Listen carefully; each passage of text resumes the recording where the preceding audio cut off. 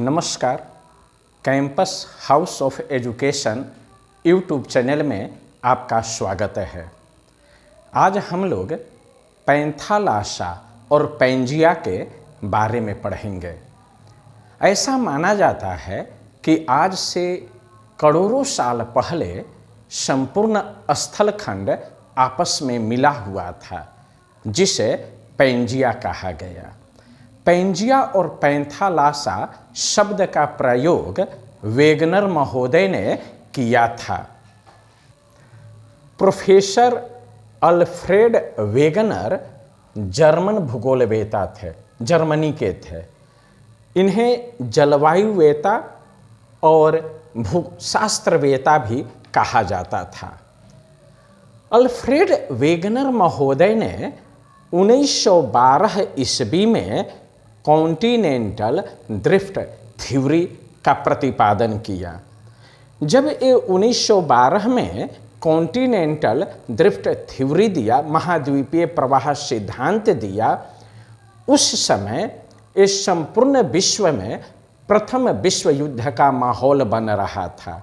यह थ्योरी 1915 में प्रकाशित हुआ, लेकिन यह सफल नहीं हुआ, इसे मान्यता नहीं मिला।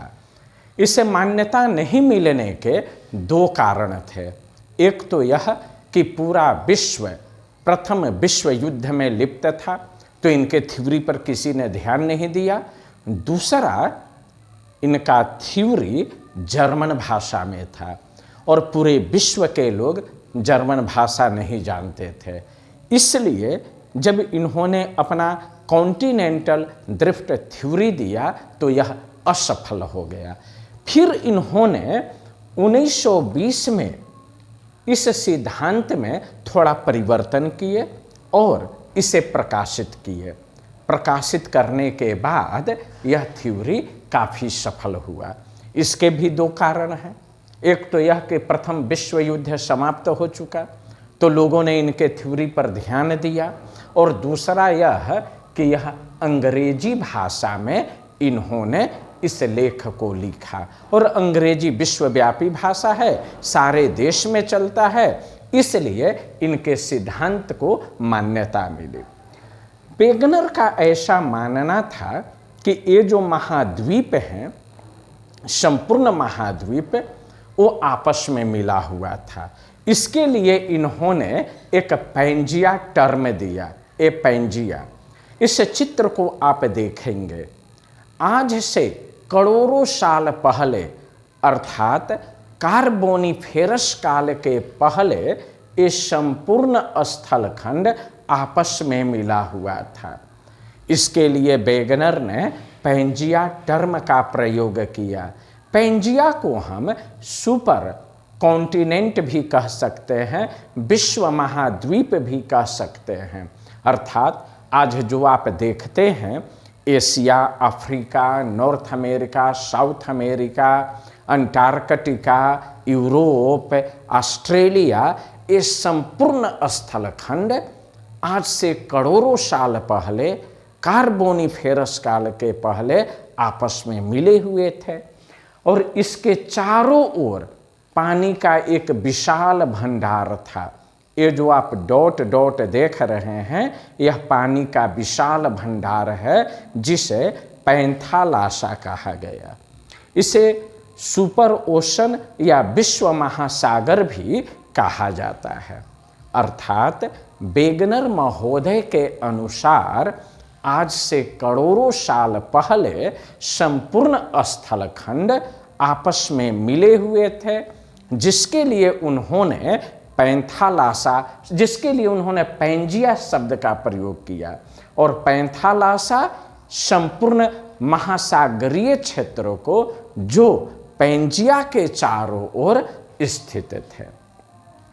वेगनर का आगे ये कहना था कि ये जो पैंजिया है, इसमें दो प्रकार के बल कार्य करते हैं। एक गुरुत्व बल या प्लवनशीलता के बल, और दूसरा सूर्य एवं चंद्रमा के ज्वारीय बल। वेगनर महोदय के अनुसार गुरुत्व बल या प्लवनशीलता बल के कारण पैंजिया उत्तर की ओर या भूमध्य रेखा की ओर खिसकने लगा, जबकि सूर्य एवं चंद्रमा के ज्वारीय बल के कारण ये पैंजिया पश्चिम की ओर खिसकने लगा। सूर्य एवं चंद्रमा के ज्वारीय बल के कारण ही नॉर्थ अमेरिका और साउथ अमेरिका का निर्माण हुआ, जबकि गुरुत्व बल या प्लवनशीलता बल के कारण भारत उत्तर की ओर खिसक कर आया। वेगनर महोदय का कहना है कि ये जो संपूर्ण स्थलीय खंड है, जिसे पैंजिया कहा जाता है, कार्बोनिफेरस काल के बाद इसमें गुरुत्व बल अर्थात प्लवनशीलता बल और सूर्य एवं चंद्रमा के ज्वारीय बल के कारण इसमें दरार उत्पन्न हुआ और बीच का भाग एक विशाल गड्ढा में बदल गया, जिसे तेथिस ओशन या तेथिस सागर कहा गया। तेथिस सागर के बनने के बाद ये पैंजिया दो भागों में बट गया।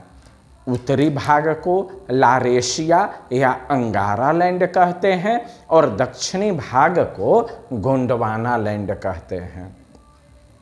इसी लारेशिया का भाग धीरे धीरे अलग अलग कालों में यह टूटकर अलग अलग महादेश बना। इससे अलग जो बना वह नॉर्थ अमेरिका, यूरोप और एशिया। हालांकि संपूर्ण नॉर्थ अमेरिका या यूरोप और एशिया का भाग इससे नहीं बना है। नॉर्थ अमेरिका में कनाडा देश में हडसन की खाड़ी के चारों ओर के भाग को कैनेडियन शील्ड कहा जाता है, तो लारेशिया का अंग नॉर्थ अमेरिका में कैनेडियन शील्ड है। यूरोप में जो नॉर्वे, स्वीडन, फिनलैंड, डेनमार्क का इलाका है, इसको स्कैंडिनेविया कहा जाता है, तो लारेशिया से स्कैंडिनेवियाई भाग बना जो यूरोप में, और एशिया में कुछ रूस का भाग और कुछ चाइना का भाग का निर्माण हुआ।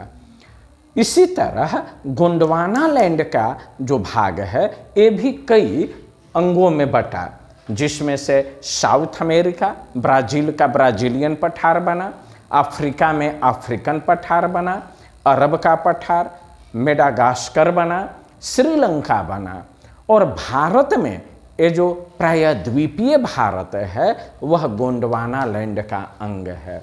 इसी तरह अंटार्कटिका और ऑस्ट्रेलिया ये सब गोंडवाना लैंड का अंग है। क्या है?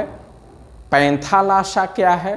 ये पैंजिया और पैंथालासा दोनों अल्फ्रेड वेगनर महोदय का दिया हुआ शब्द है। वेगनर महोदय जर्मनी के जलवायुवेता थे। इन्होंने कॉन्टिनेंटल ड्रिफ्ट थ्योरी दिया और इस थ्योरी के दौरान उन्होंने पैंजिया और पैंथालासा शब्द का प्रयोग किया।